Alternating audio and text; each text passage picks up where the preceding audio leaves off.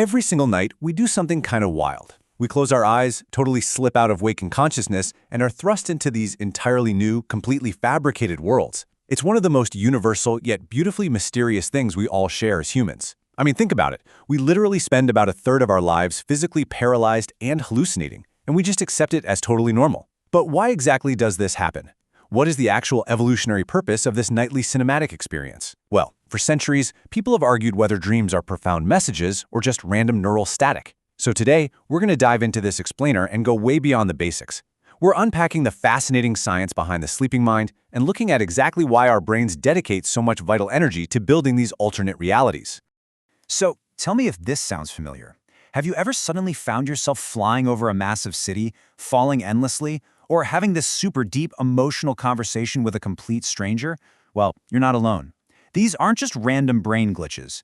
They are incredibly common, universal scenarios that basically everyone experiences, no matter their culture or geography. In fact, evolutionary biologists think this might actually be our brain's highly sophisticated way of running threat simulations. Basically, it's a secure, consequence-free environment. Your mind acts like a giant virtual reality simulator, forcing you to practice avoiding danger or navigating tricky social stuff so you're better prepared for the waking world.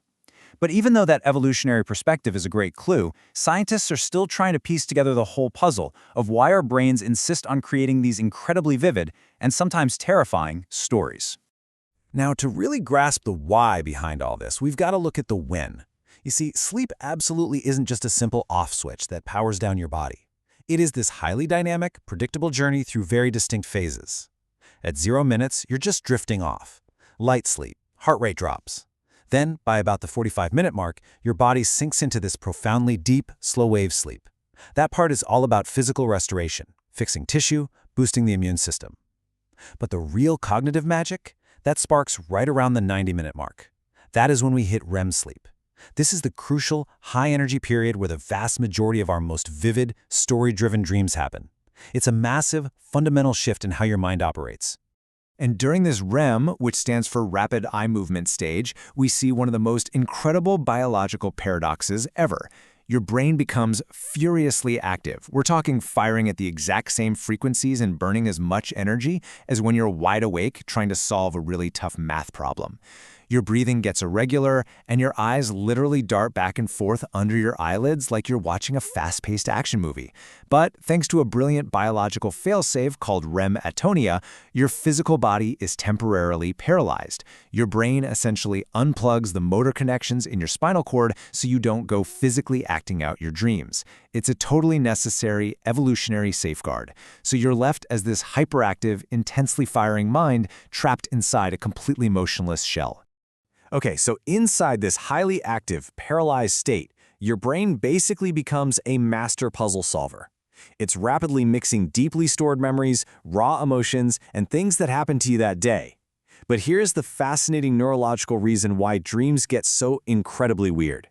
While your emotion and memory centers, specifically the amygdala and the hippocampus, are working overtime, your prefrontal cortex goes almost completely dormant.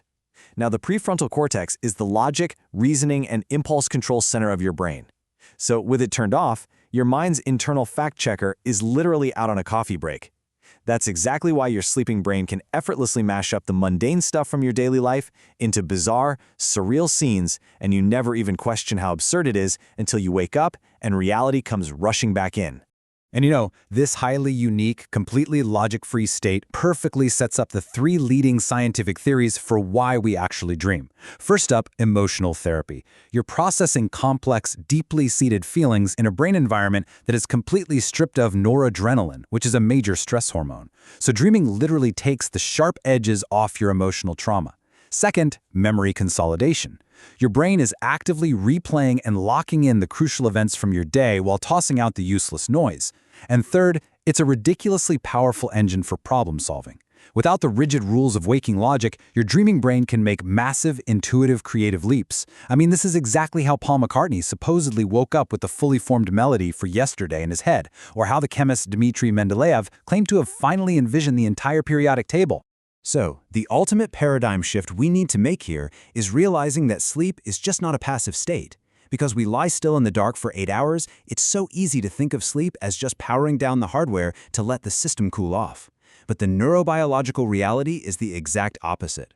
Your brain is aggressively working the night shift.